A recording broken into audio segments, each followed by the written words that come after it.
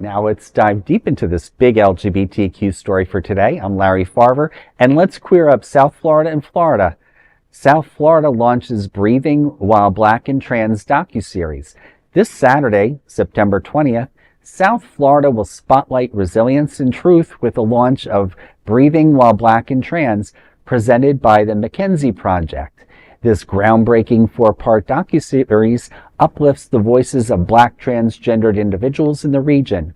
The premiere will take place at the Overtown Performing Arts Center from 4 to 10 p.m. Guests can expect a red carpet at 6, a cocktail hour at 7, and the first episode premiere at 8 o'clock. Organizers are encouraging everyone to dress to impress in any shade of purple and to bring a friend that is willing to bring another friend. This series shines a necessary light on real stories of survival, sex work, navigating homelessness, and finding healing in Miami. By centering the lived experiences of Black trans people, the project aims to challenge stereotypes and create space for the empowerment of the community. For the LGBT community, this premiere isn't just about watching, it's about witnessing, honoring, and supporting voices too often pushed to the margins. More details about the event are at themckenzie.org.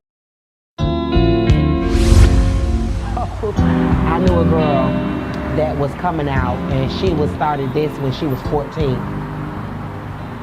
And I also knew another girl who's my friend still to this day. She ended up, when I met her, she had started to transition. She was 15 when she started coming out. So I would have to say 14.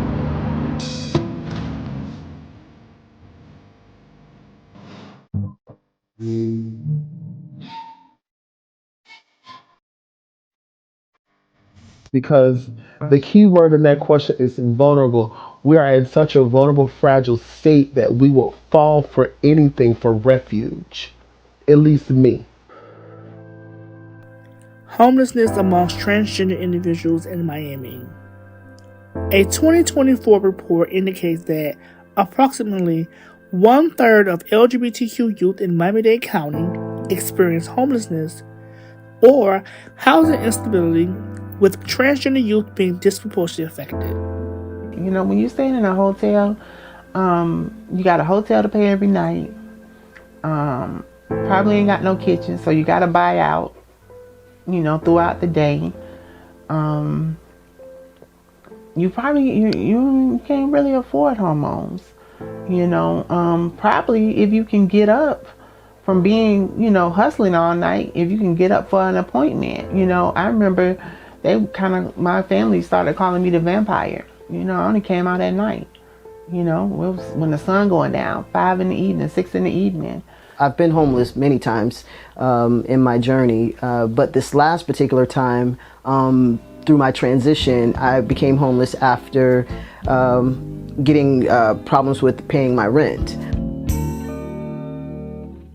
Time of my homelessness, to be 100% honest, there were none. And the ones that they say they were offering, when you would go to the county side, when you would go to the city building, and you would apply for these resources, you would say, hey, my light bill is due. Hey, I heard you guys up. Once they would see the ID and the name and things didn't match, because my name was not changed at this time. Like I said, it was the beginning of my transition. So once they would see the ID and the name, it was I'll call you back. It was I will let you know. And you never got that call. So to me, there were no resources. Even if they were saying they were providing a certain resource, I was not one of the people who were afforded those resources.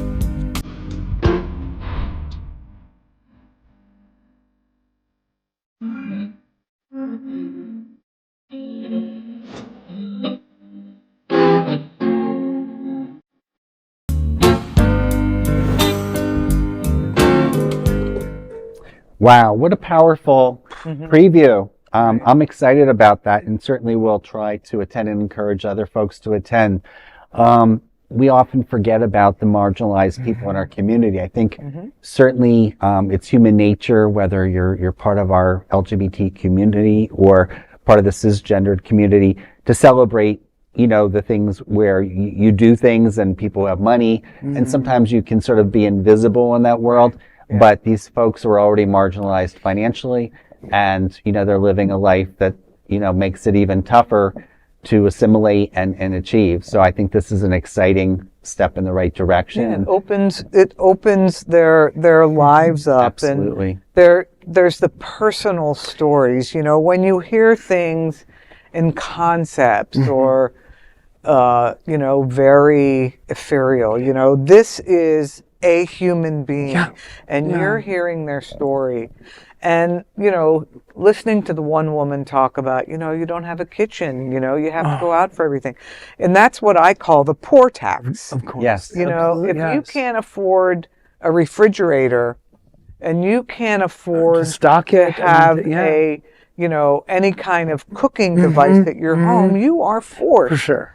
to buy prepared foods. And, you know, I think that we need to recognize, and I think in the gay community we don't do a good enough job, that we have poverty in our own community. Not everybody are the folks going to the fundraisers and the gay men with the, you know, the Bali vacations 3 times a year. Yes, that's right. And, you know, if you can try and put yourselves into somebody else's shoes, that's what opens hearts and minds. And and McKenzie Project is awesome. Yeah.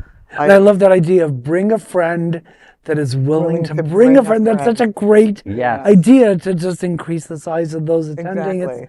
That's a great way to put it, and it sounds like an amazing event. Yep. And hopefully this brings some opportunities to these folks who are marginalized. I mean, I know in our community of Wilton Manors, you know, we're viewed as being affluent, but one of the things that we're pushing for, and, you know, it's one of the things that I personally support in the future with planning and development, is that we have more workforce and lower income housing. Absolutely. And I know that's a bad word or phrase that some people hear and they bring out stereotypes, but I think it's time Necessary. and necessary, because we want these folks to be able to work in our communities and thrive and grow. Right. And when we talk about affordable housing, you know, somebody who makes $60,000 a year cannot afford housing. We're not talking about even housing poor people. We're talking about housing people that are out there working every day. Really hard and not making ends meet. But I think this is great. I think the series is going to be wonderful.